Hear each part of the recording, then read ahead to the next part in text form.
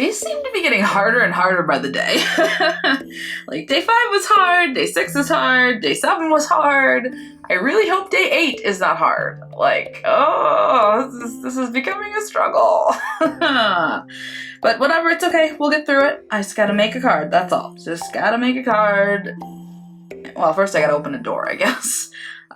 Door 8. Ooh, it's an orange door. Woohoo! Look at that.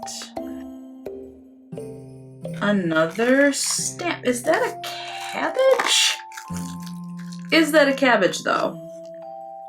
I'm pretty sure that's a cabbage.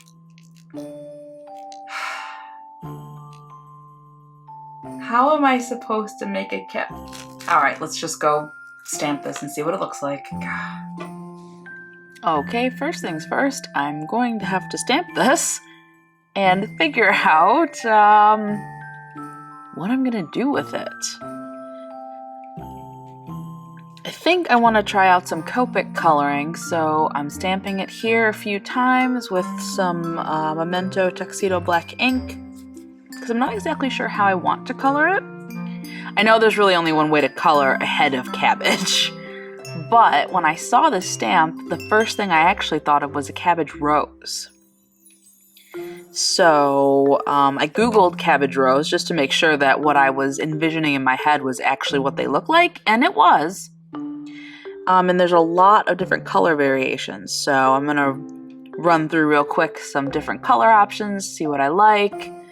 I've put the caps on screen for you so you can follow along to or with what colors I'm using, and yeah, just give me a second for that. Okay, so I have my 6 cabbage roses, different variations. Well, I guess one is a cabbage and the other 5 are cabbage roses. But yeah, they come in a lot of different colors, actually. I was surprised. The only one I knew about previously and thought of, what I envisioned when I searched, was this one that's pink with the light green leaves on the outside and the warm gray sort of gradient.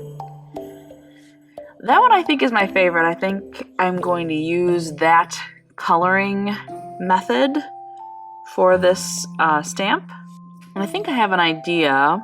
I'm afraid it'll be a little bit too similar to the dragonfly card idea, but I mean, it's not making a tree or anything, but well, we'll see. I'm going to stamp out a few more of the cabbage roses and see if it works out the way that I want it to. So I just fussy cut out the cabbage rose design I decided I wanted to use, and I used the trick where you color around the edge with a brush, pen, or marker in order to make the edge look perfect, because you're never gonna cut it exactly perfect. It never looks exactly perfect. And yeah, I did this 4 more times for a total of 5 cabbage roses. And I also did a few in just plain green.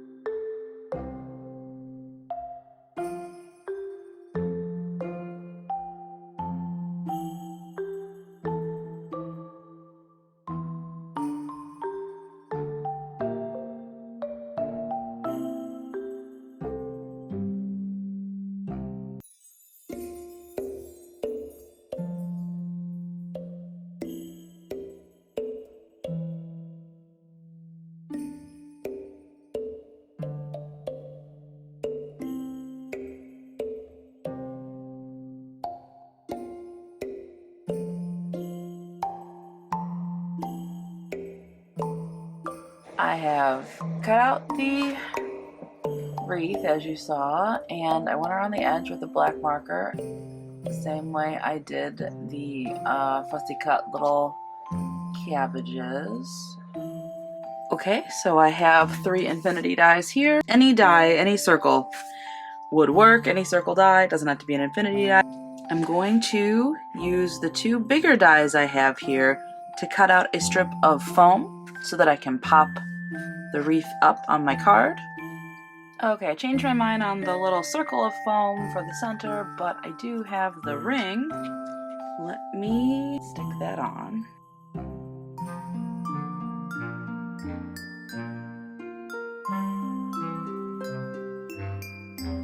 There's our little wreath. Now the next thing I'm going to do is figure out my flowers. Well, first I'm going to grab a Stampin' Dimensional. Any adhesive square would work fine. These are the ones I put my hands on first. I'm just going to put one on the back of each.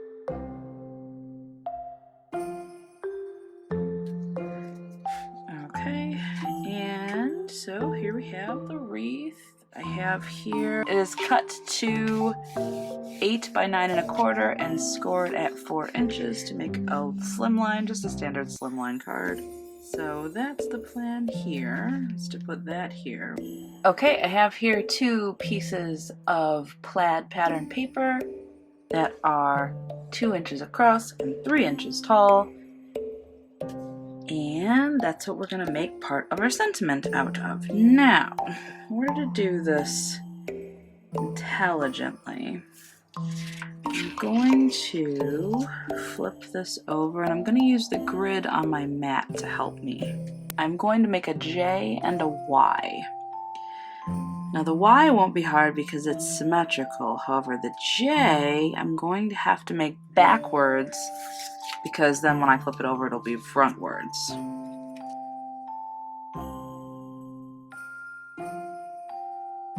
Yeah, I like that a lot. Alright, I'm going to go fashion the Y out of this paper in the same way.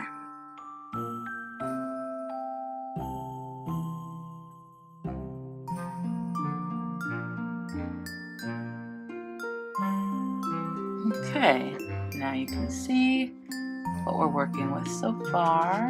Now it says joy. I used my 1 1/4 inch scallop circle punch and punched out some red linen textured cardstock. So I have that, which fits right in the middle.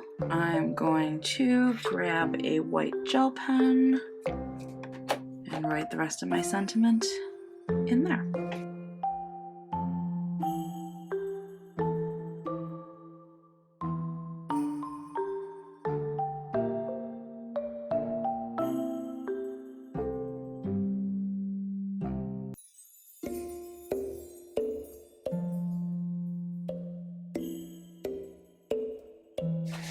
Alright, I have here some Hero Hues Unicorn White by Hero Arts. And I'm just going to take my little cabbage stamp and I'm going to stamp a sort of toss across the background just for some interest.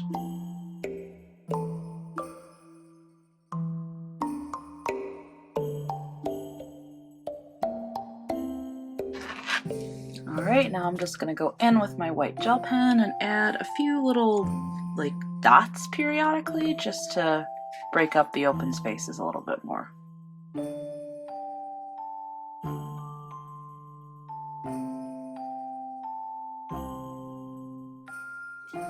Okay, while that's drying, I'm going to go to the inside piece. This is a piece of ivory index card cut to 9 by 3 3/4.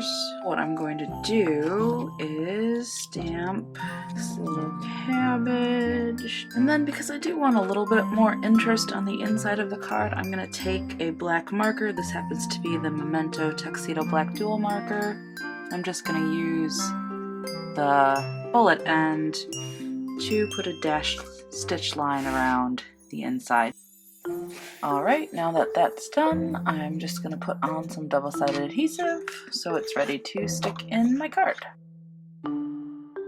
Okay, so this is what we have so far, and I've decided that I want a mat for this card. However, I don't have any slimline dies or anything that will cut something, you know, long enough for a slimline. And I cut an oval from the largest frame lip and I cut it in half.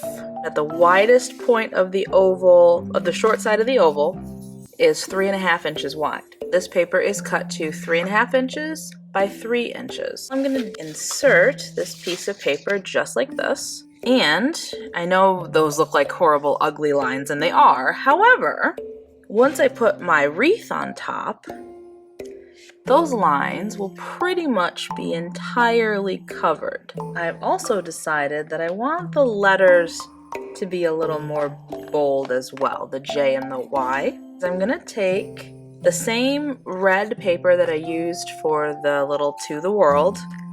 I have a 3-inch wide strip. I'm gonna trace them on the paper. I'm gonna go out maybe 1/4 of an inch on all sides and cut out a second letter that's bigger. Just make it more well-defined on top of that slightly busy pattern paper.